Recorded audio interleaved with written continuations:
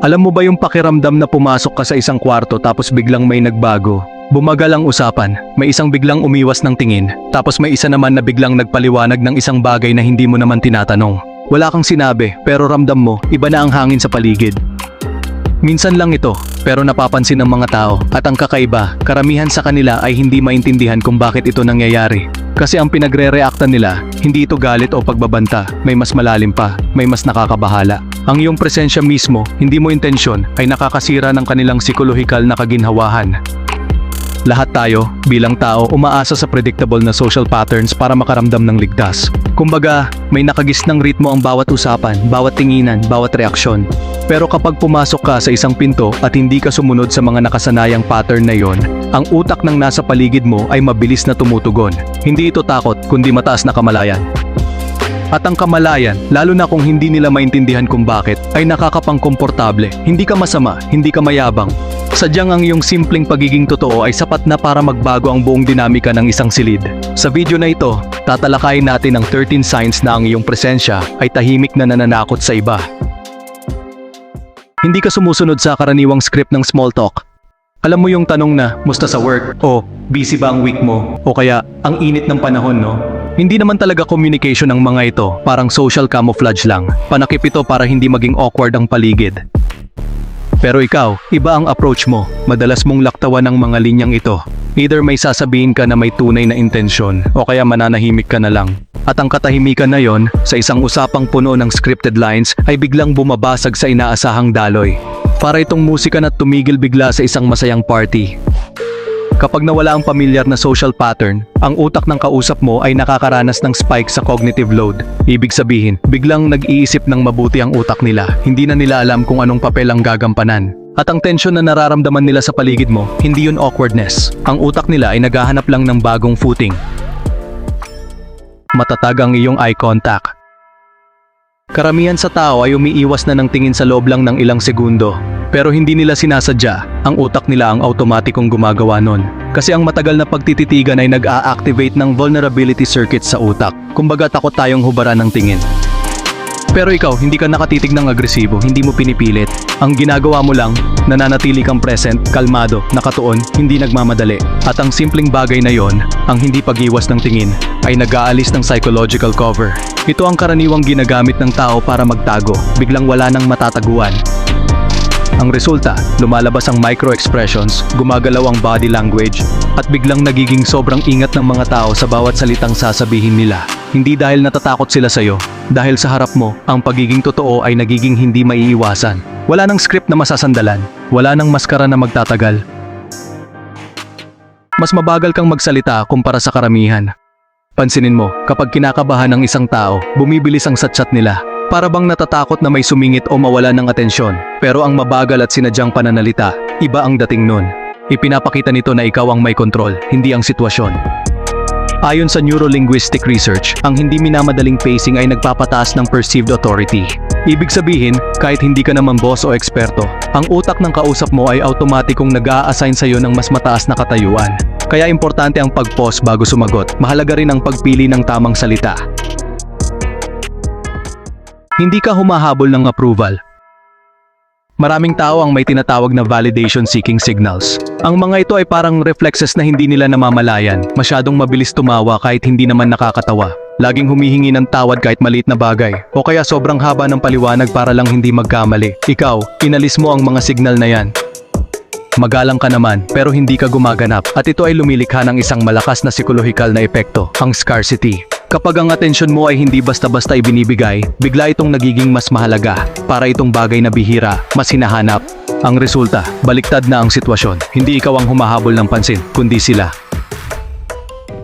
Napapansin mo ang mga bagay na hindi pansin ng iba. Alam mo ba na ang karamihan ng komunikasyon ay hindi nagaganap sa salita, kundi sa non-verbal cues? Isang smile na medyo naantala, isang tawang pilit, isang bahagyang pagbabago sa tono ng boses. Ang maliliit na signal na ito, bago pa magsalita ang tao, ay sumisigaw na ng totoo nilang nararamdaman. Ang utak mo ay mabilis magproseso nito. At kapag naramdaman ng isang tao na hindi mo siya kinukumbinsi ng kanyang performance, agad sumusulpot ang discomfort. Hindi ka naman nagsalita, hindi ka naman tumitig ng masama, pero alam niyang hindi gumagana ang kanyang harapan sa harap mo. At iyon ang nakakapangilab sa kanya, ang pakiramdam na nahuhubaran siya kahit hindi mo sinasadya. Hindi gumagana sa iyo ang emotional manipulation. Maraming uri ng social influence ang nakadepende sa reaksyon ng tao. Ang papuri, ginagamit para makakuha ng compliance. Ang pamimintas, para lumikha ng insecurity. Ang pagkukonsensya, para magkaroon ng obligasyon. Para silang mga pindutan na pinipindot para makuha ang gusto nila. Pero ikaw, ang emotional baseline mo ay matatag. Hindi ka lumalaki ang ulo sa papuri, hindi ka nasisira ng loob sa pamimintas. At dahil hindi predictable ang reaksyon mo, nawawalan ng kapangyarihan ang mga taong sanay sa ganitong taktika. Wala nang panghahawakan, wala nang button na pwedeng pindutin, at sa harap mo, pakiramdam nila ay exposed sila. Hindi dahil gusto mo, kundi dahil hindi mo sila binigyan ng reaksyong hinahanap nila. Malinaw ang iyong boundaries. Ang taong may mahinang hangganan, kapag humindi ay puno ng pag-aalinlangan, mahahabang paliwanag, paghingi ng tawad, at maraming dahilan. Para bang kailangan nilang bigyan ng permiso ang sarili nila para magkaroon ng limitasyon. Pero iba ang iyong hindi. Kalmado, simple, at sigurado. Walang galit, walang drama, pero higit sa lahat, walang negosasyon. Sa paningin ng psychology, ang ganitong uri ng boundaries ay senyales ng mataas na self-respect at mababang dependency. Ibig sabihin, alam mong ikaw ay sapat na, hindi mo kailangan ng approval ng iba para maging buo. At ang mga tao sa paligid mo, kahit hindi nila sabihin, ay agad na nakakaramdam nito. Alam nilang walang saysayang pangungulit, walang saysayang guilt trip, dahil ang iyong hindi ay talagang hindi. Hindi ka sumasabak sa emotional chaos. Alam mo yung chain reaction sa isang grupo, isang tao ang magalit, sasama ang loob ng isa, mag-e-escalate ang isa pa. Hanggang sa ang buong kwarto ay puro reaksyon na lang, parang domino, isang bagsak, sunod-sunod na. Pero ikaw, hindi ka sumasali sa loop na yon. Sa halip na mag-react ay nagmamasid ka lang, nananatiling kalmado, parang hindi naaapektuhan ng bagyo. Ang iyong kalmadong presensya ay pumuputol sa emotional momentum ng grupo, at kapag may isang taong nag-aasam ng galit o sigaw mula sa'yo, pero ang natatanggap niya ay composure at katahimikan, ang utak niya ay naguguluhan. Hindi niya alam kung paano ka tutugunan kasi hindi ka sumusunod sa script na dala-dala niya. At ang pagkalito na yon, ang kawalan ng kakayahang kontrolin ng iyong emosyon, ay nakakapanghina para sa kanila. Ang iyong disiplina ay nakakapangilab para sa iba. Alam natin na bihira ang consistency sa totoong buhay. Karamihan ay magaling mangarap, magaling magsalita tungkol sa mga plano, pero ilang tao lang ang araw-araw na kumikilos para maabot ang gusto nila. Pag may pumasok sa kwarto na totoong disiplinado, na walang palusot, walang distraction, para itong salamin na biglang ipinapakita ang agwat sa pagitan ng sinasabi at ginagawa ng iba. Hindi ka naman agresibo sa iyong focus, hindi ka nagyayabang ng iyong sipag, pero ang iyong ginagawa ay sadyang hindi matatawaran. At ang consistency na iyon, kahit tahimik lang ito, ay pumipilit sa mga tao sa paligid mo na tingnan ang sarili nilang buhay. Bakit hindi ako tulad niya? Bakit madali para sa kanya ang magtiis? Ang mga tanong na ito, kahit hindi nila sabihin, ay nagdudulot ng hindi komportabling paghahambing. Kusa silang nagpapaliwanag sa harap mo. Mapapansin mo ito madalas, may isang tao na biglang magdedepensa ng isang desisyon na hindi mo naman kinwestiyon. O kaya may magkukwento na sobrang daming detalye, pati yung mga bagay na hindi naman kailangan. Bakit nila ginagawa yon? Kasi ang iyong presensya ay nagtitrigger ng evaluation awareness, ang pakiramdam na sinusuri sila kahit hindi naman. Sa isip nila, kahit tahimik ka lang, may boses na nagsasabing baka hinuhusgahan na ako nito. Kaya bago pa man dumating ang batikos o tanong, nagtatayo na sila ng depensa. Naglalatag na ng ebidensya, nagpapaliwanag ng sobra para wala kang masabi. Pero ang totoo, hindi mo naman iniisip ang mga bagay na yon. Ikaw ay naroon lang, pero ang sarili nilang insecurity ang kalaban nila, hindi ikaw. Hindi ka umaasa sa approval systems. Maraming tao ang nag-aayos ng kanilang ugali base sa kung ano ang tinatanggap ng kanilang kapaligiran. Yung likes sa social media, yung grupo nila, yung may autoridad, para bang nabubuhay sila sa performance mode, palaging may audience. Pero ikaw, tila hiwalay ka sa mga sistemang yon. Pareho ang ugali mo kahit sino ang nanonood, kahit sino ang wala. Hindi nagbabago ang iyong kilos para lang may magustuhan ka. Ito ang tinatawag na authenticity. Ang pagiging totoo ay pumapalit sa pagganap. At kapag may isang taong huminto sa paghingi ng permiso para maging komportable, kapag hindi na kailangan ng validation ng iba bago sumaya, kitang-kita ito ng lahat para silang ibon na biglang lumipad sa isang kulungan. Ang kalayaang ito ay nakakabighani, pero sa iba, ito ay nakakapukaw ng inggit dahil hindi nila magawa ang ganun kadali. Ang iyong presensya ay lumilikha ng matitinding reaksyon. Mapapansin mo, hindi neutral ang mga tao sa paligid mo.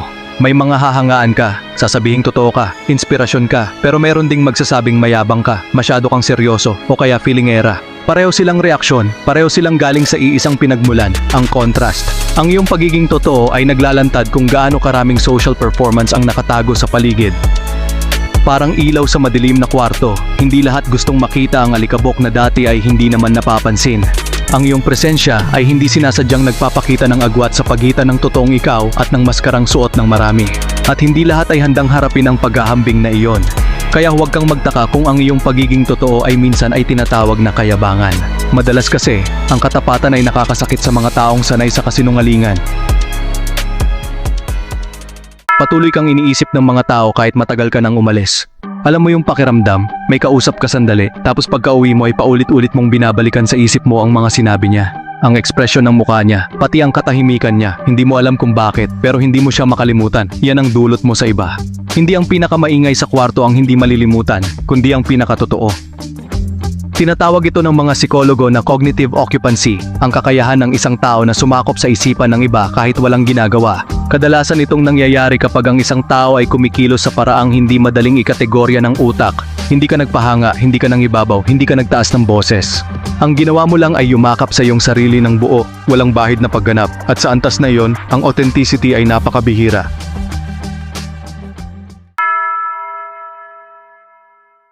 Si Carl Jung, ang kilalang psychologist, ay minsang sumulat, ang pribilehiyo ng isang buhay ay ang maging kung sino ka talaga. Isipin mo yan, karamihan sa atin ay gumugugol ng maraming taon. Sa pagtatayo ng mga pagkakakilanlang idinisenyo para lamang makakuha ng pagtanggap ng iba, nag-a-adjust tayo, nagpapanggap, nagtatago. Pero iilan lamang ang may lakas ng loob na gibain ng mga pader na yon at maging totoo. At kapag may isang taong sa wakas ay nagawa na iyon, kapag bumagsak na ang mga maskara, at walang natira kundi ang tunay na pagkatao, ang kanyang presensya ay hindi na katulad ng dati. Hindi mas maingay, hindi mas agresibo, pero hindi na rin pwedeng baliwalain. May bigat, may lalim, may hindi maipaliwanag na epekto sa bawat kwartong kanyang pinapasukan. Hindi mo siya pwedeng itulak sa tabi dahil siya ay totoo, at ang totoo ay laging nakatatak. Kaya kung minsan ay nararamdaman mong may mga taong hindi komportable sa paligid mo, kung may mga pagkakataong tila ikaw ay masyadong matindi para sa kanila, huwag mong ituring na kapintasan niyon, hindi ka sira. Ang hindi komportable na pakiramdam na yon ay hindi dahil may mali sa'yo, kundi dahil ang iyong pagiging totoo ay nakatatapak sa mundong puno ng pagganap. At sa mundong iyon, ang katapatan ay bihirang bisita, kaya hindi alam ng marami kung paano ito tatanggapin. Hindi ka nilikha upang magustuhan ng lahat. Tandaan mo yan. Kung sinusubukan mong maging kaibigan ng lahat, malamang ay kailangan mong ibaba ang iyong sarili sa antas na komportable sa karamihan. Pero ikaw, kung ang pinili mo ay maging totoo, handa ka sa katotohanang may maiinggit, may masasaktan, may lalayo. Pero may darating ding hahangaan ka, magtitiwala, at hindi ka kakalimutan. Dahil sa huli, hindi ang pinakamagaling ang naaalala, kundi ang hindi mo kayang kalimutan.